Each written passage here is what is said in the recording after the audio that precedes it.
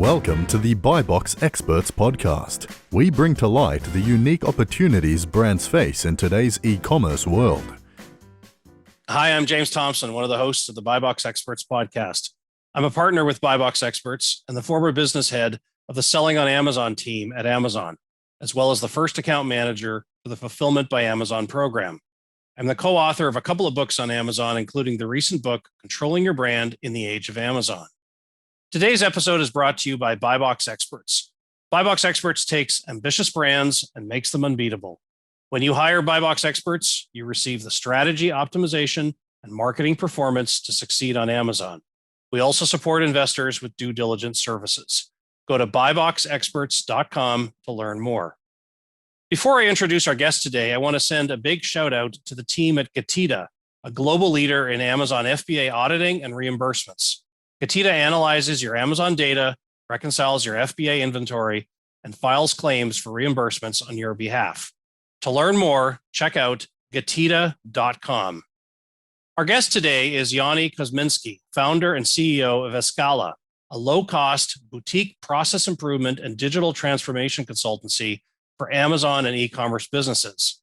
Leveraging our e-commerce-focused process improvement consultancy reinforces sellers' abilities to enhance the experience of scaling their businesses to multi-million dollar status and beyond. A serial entrepreneur who has founded multiple other agencies prior to Escala, Yoni joins us today on the BuyBox Experts podcast. Thank you for being with us today, Yoni.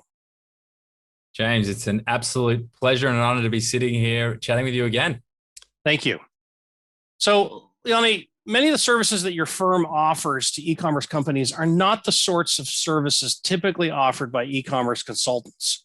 Tell me more about what kinds of problems you help e-commerce business owners solve. Yeah, great question.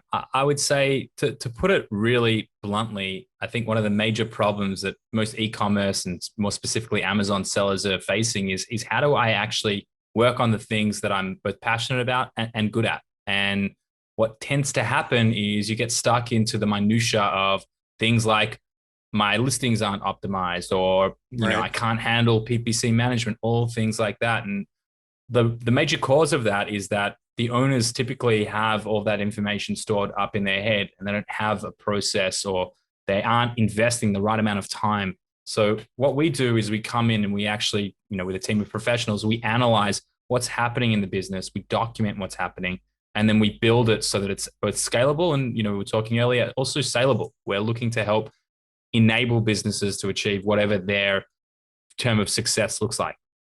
You have a rather seasoned group of consultants that you have on your team, types of folks who aren't normally seen in the Amazon seller space. Tell me a little bit more about the kinds of folks that you have on your team and the kinds of experiences they bring to bear. Definitely. So definitely a different approach in how we built this out. And if I'm totally honest, it was a little bit of an accident. I had one of the team members actually interview for a project management role. She was EY, had spent 5 years there as an analyst or a consultant rather in process improvement. And when I met her, I just said, you know what, these are a lot of the things that most businesses at this size and scale have issues with. We're gonna make something work here. And so we started doing the first project together internally, but what ended up happening on the back of that is we effectively brought in a ready-made team out of Ernst & Young, Philippines. So we brought in, I think in our first cohort or our first batch, we have batchmates now, the team's up at about 25. We took in 6 EY consultants who had all specialized in process improvement and worked together. And we effectively reimagined and re-engineered the model for what does it look like for e-commerce brands, having come from that space and been a former Amazon seller as well, growing a business from 2 to 5 million. We really looked at it as to what are the things that businesses of this size really need, and what can we actually do to remove, it's not rhetoric, but there's a lot of stuff that companies that have 10, 20, 50 employees, 100 employees are going to need or not need that 1,000, 5,000, 10,000 strong company will need. So we really sort of cut through and ended up adding people also from Accenture and BCG. And we're yet to have anyone from McKinsey, but we're working on it. So tell me a little bit more about the kinds of confusion or resistance that you faced from prospective customers as you've grown your business. I would say the hardest experience or one of the biggest challenges that we've had is that you almost need a few gray hairs, James, to understand exactly what it is. There we go, right there. I mean, when we spoke the first time, you're like, "Holy shit, I get it. I don't show me anymore. I really understand what you're talking about here." But for a lot of people who haven't been at Amazon, in companies of that scale and have that level of insight. I mean, you've worked at a management consulting practice yourself, so all these things are very apparent to you. But I would say the vast majority of particularly small to medium business owners will have no idea what is a process map, what is, right. there's an actual way in which you can methodically build out an SOP that anyone in the business can understand. We're leveraging industrial engineers, CPA accountants, people who are very meticulous when it comes to the fine detail and the minutia that, the classic entrepreneur isn't particularly adept or excited about. So the challenge is, how do we educate people that, A, this is something that you need?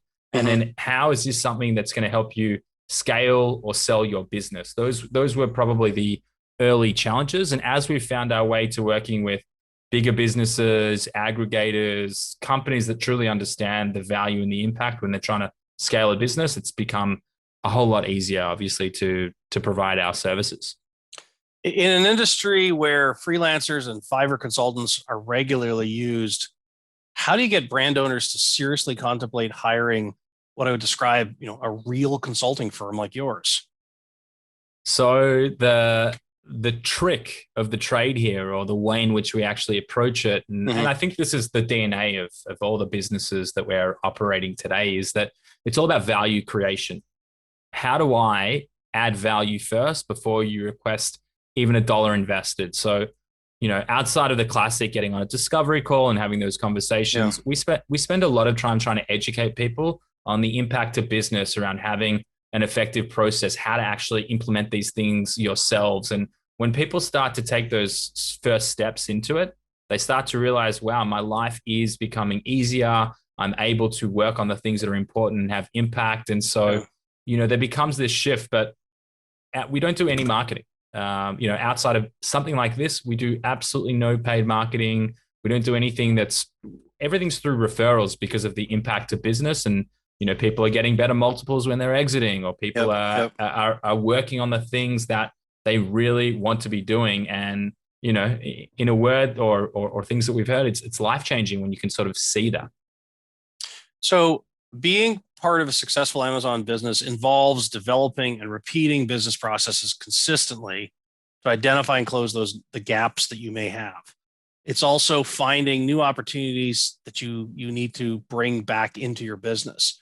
When you look at the kinds of things that you're doing today, working with these e-commerce sellers, what do you find are the most common operational gaps that Amazon sellers have today? So there's a few that spring to mind very quickly.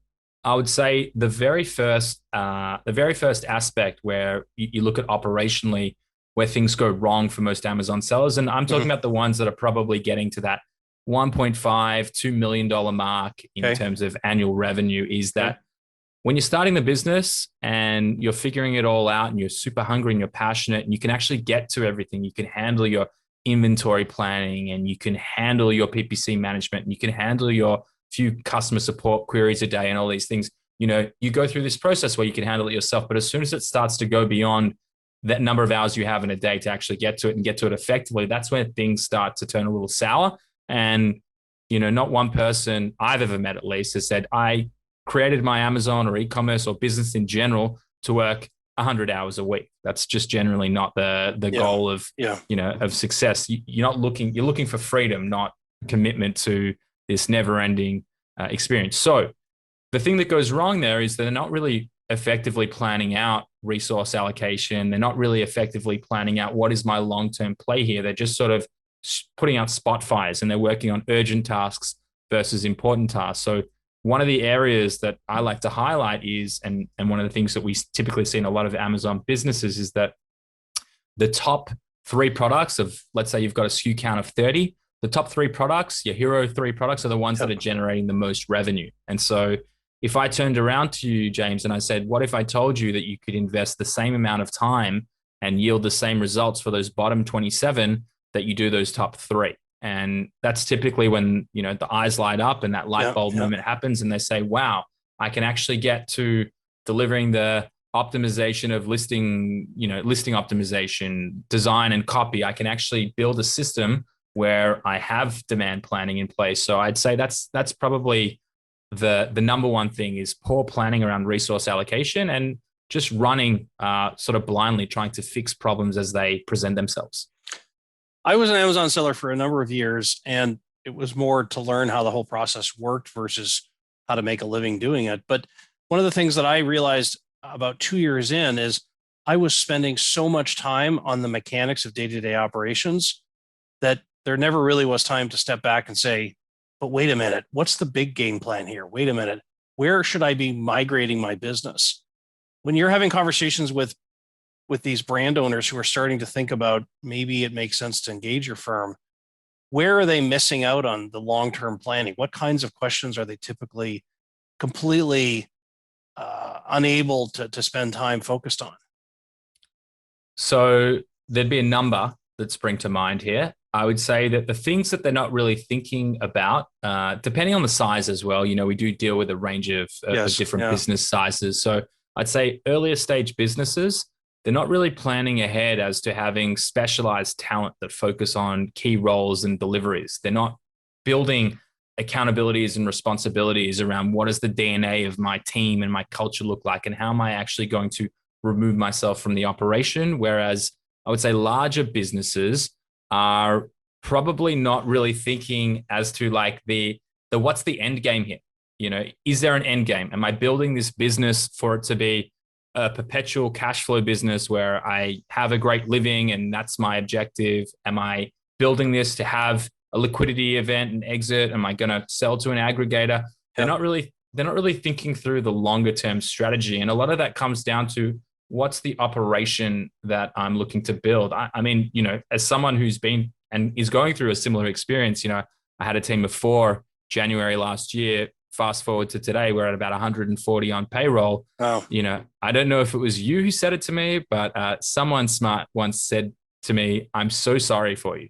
And it's because the shift in terms of what your day-to-day and what the operation looks like and the amount of levers and things that you're pulled into on a regular basis. I mean, these are things that, if I had hindsight, it's always 2020, but if looking back, maybe I would have made different decisions. I mean, I'm very happy where I sit today and it's exciting for me, but I think that's also, what is the beast of a business that you're creating and what's the demand? I'd say lastly, where's the money coming from? I mean, when we talk about a business like a physical product, e-commerce business enabled to grow at the rate that Amazon businesses do when implementing the right strategies, how am I going to continue to afford to pay for inventory? How am I going to continue to pay for everything that's related to media spend and, every other thing that I'm not mentioning here? So those would be a few key areas.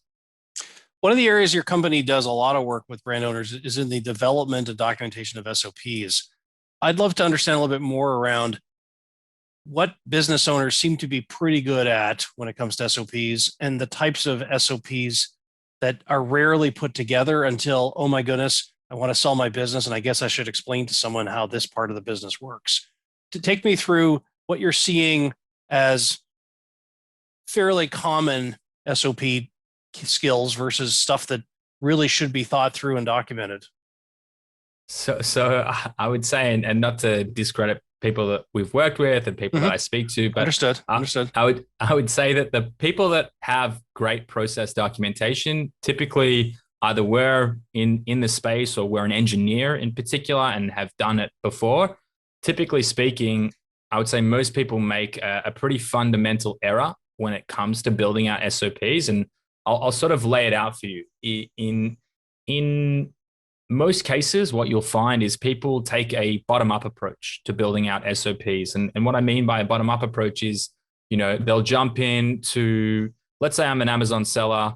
I want to figure out how to do keyword research. So what they'll do is they'll say, right, jump into Amazon, search for the product, input that ASIN into Helium 10, explore the keywords, create the parameters around how many star rating. They'll go into the details of the step-by-step guide.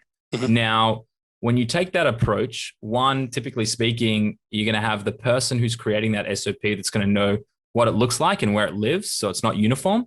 Yep. But two, you actually don't have any idea where it sits in the larger business. And so not everyone in the business is going to understand how to do it. So I would say in terms of best practice and what we preach at Escala is taking a top-down approach where you effectively build out what does the business core processes look like. So it might be, launch, customer support, inventory management, and marketing on Amazon, for example, just off the top of my head. So those might be your core processes. And then you have your sub process or your process groups that live inside of that. So what happens at a high level of each of those stages inside of it, and then moving down into your sub processes where you're effectively looking to then start to document what does the personnel or the team members deliver in each of those functions before you start working with active instructions or, the physical step-by-step SOP. So yeah, I can geek out on this forever. So stop me at any point, James, if I'm getting too far into it.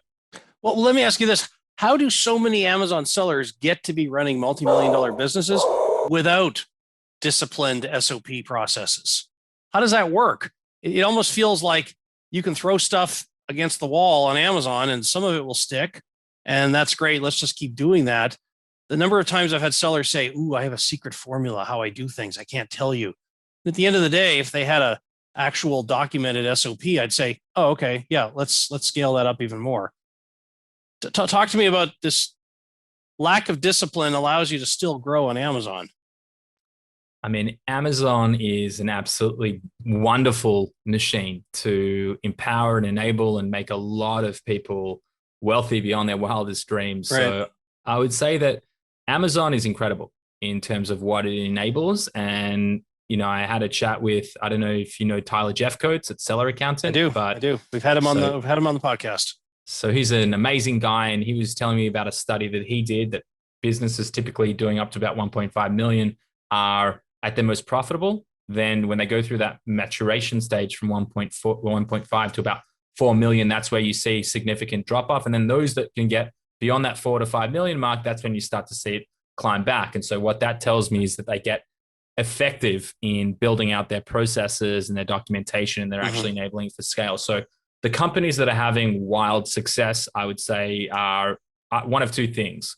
One is they have a relatively simple product. So there's not too many areas when they're sourcing from manufacturing. It's fairly streamlined, and they haven't bitten off more than they can chew, so to speak. Yep. And they also might be putting, rock stars, as they're very colloquially known today, but finding great talent and having people, to steal some of Amazon's terminology, putting really smart separable single-threaded leaders against those specific functions in the business. So, you can get to certain points with those people sitting in those seats, but, God forbid they leave, then, right. You're in between a rock and a hard space. So I would just say that a lot of them will see success, but at some point you're likely going to get found out when you're going to outgrow, or the operation is going to outgrow you. I remember running my operation off my kitchen table and thinking to myself, "Oh my gosh, if this gets any bigger, I either need a bigger kitchen table or I need a better way to do this." And my situation, I decided it was time for me to no longer be a seller because I wasn't prepared to double down on getting a bigger kitchen table or hiring some folks. So it's interesting that the numbers you're talking about in terms of, get to million and a half, that's great. But then that 1.5 million to 4 million, there's really some significant people or technology investments that need to be made. That's really fascinating stuff.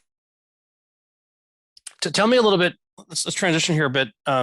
When I look at what's happened with all these investors popping in the last year and a half or so, now becoming quite interested in Amazon private label brands, there are a lot of these private label brands who started their businesses not necessarily thinking about a possible exit. They built themselves some really nice jobs, some freedom by being able to work for themselves.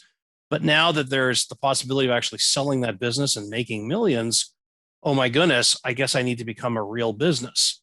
And so I'd like to hear a little bit more about how your firm has benefited specifically by way of brands now actively thinking about potentially selling to investors.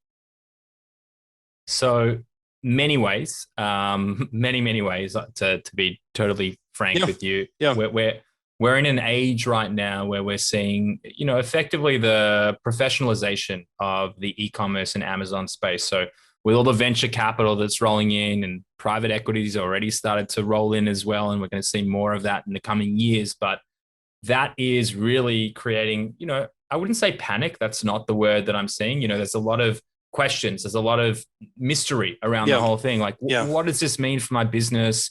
Is there going to be a bubble or a window? Do I need to sell right now? You've got taxation and the changes that are happening in the US as well. That's got a lot of people also sort of concerned about capital gains tax and all these things. So, I mean, we've definitely seen the benefit where people have come to us and said, I built this great business. I want to go to market. I want to find an investment bank, a brokerage. I want to do it myself. Yes. Whatever, sell directly to an aggregator, whatever that looks like. And we say, well, when you're going through this transition period, and firstly, let's take the first stage. You want to find a buyer. You're looking for a buyer. Having documentation. So I'm not even talking about our process improvement. I'm just talking about straight up SOPs, documentation, a clear understanding of what's happening in the business. Yes. Immediately, the potential buyer pool opens up, because if businesses can understand what is actually fundamentally happening inside of your business, then the consideration for them to want to acquire it is obviously there. So I'd say that that's definitely one way that has benefited us, is that people now are starting to get wise to the fact that I can't just turn around and say, well, I built this business, it runs perfectly, but that is all up inside of my head. So, you can't sell that business unless you're going to sell yourself with that business. And for most Amazon sellers, that's not the objective. You're not becoming the entrepreneur to go and sell the business and then spend the next 12, 24 months working for someone else, and something that, maybe you'll see a bit of upside with. There's a lot of interesting deal structures that obviously come with exit, cash on close versus what you'd see on the upside of it. And so I would say that that's definitely one way that we've benefited, is that people are now understanding what needs to happen. And obviously we want to help educate them on how to approach that and the best way to be ready. I think if there's one thing that I've learned through this process, and, I have no intent right now of selling any of the businesses I'm running, but I know that I want to be ready. I want to be ready yesterday. So if the dream opportunity presented itself and all of a sudden someone turned around and said, I'd love to acquire the business, well, I want to have my processes in place. I want to have my financials in total control. I want to be able to hand them absolutely every bit of material that they're going to look for without them having to ask, because that's also one thing when you talk about sale of a business, that readiness, that ability to be able to present that information firsthand and right away, it speaks volumes to a prospective buyer. This is how buttoned down the operation is. So I want to push back a little bit. Being buttoned down intellectually, I get it. But when I look at what some of these aggregators are doing, they're not interested in your SOPs. They're not interested in this and that and the minutia of how you do stuff, because they're buying widgets that they're going to put into their own engine. And their engine is already well defined. And so for a seller who says, I'm all buttoned down for the next person to take over, when the next person is really not interested in knowing how you do things, they just want to know who are your suppliers and where do we go from here? How do you respond to that kind of potential overinvestment that a brand owner might make in getting documentation ready that's going to go in the garbage anyways? Yeah, great question. So I would say, and funnily enough, just sitting on Clubhouse several months ago, I was listening in. I think it was the first time Thrasio had like a roundtable discussion, and I forget her name, super smart. I can't remember what her role is in the business, but I was really impressed by her. And she was talking about the fact that when we're acquiring a business, if you've got any review strategy, anything that's going on, just tell us. Like, we're not going to try and perpetuate any black hat, goings on. But if things fall off and we don't know about them, that's a terrible acquisition for the aggregator. So I'll push back and I'll say, when we come into a business that's looking to be acquired, even if they're going to integrate into their larger mothership of a business and they have really well-oiled operations, that's why we're not building process improvement. We're documenting all of the things that may get lost in translation because everyone's pushing 30 days LOI and sale and cash and, Sure. Once I've got that money in my pocket, I don't know what the deal structure is, but if I'm taking 100% of that cash on close, then my phone is off and I'm in the Bahamas or wherever I am. Right. I would say that having an independent body, having professionals who can actually document out that process and interview the right stakeholders in the business to get to the crux of what's happening.